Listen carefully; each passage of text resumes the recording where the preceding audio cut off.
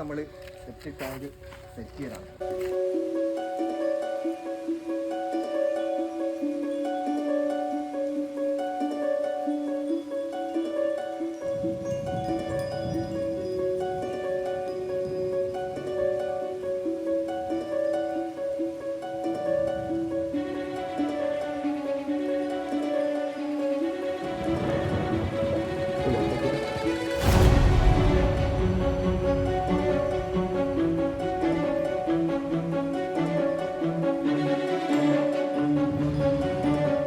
വെള്ളം വരുന്നതാണ് കേട്ടോ.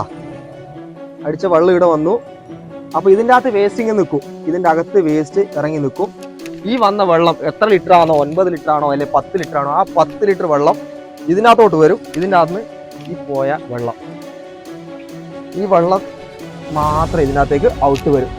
അപ്പോൾ ഇത് അങ്ങനെ കറക്റ്റായിട്ട് ആ അവിടുന്ന് ഫ്ലഷ് ചെയ്ത് 9 ലിറ്റർ വെള്ളം വരണമെന്നുണ്ടെങ്കിൽ ഈ കാണുന്ന സാധനം കറക്റ്റ് വാട്ടർ ലെവലായിരിക്കണം. എന്നാൽ മാത്രമേ ഈ ഒരു വെള്ളം 9 ലിറ്റർ അല്ലെങ്കിൽ 10 ലിറ്റർ ആ വെള്ളം കംപ്ലീറ്റ് ചെയ്യണം.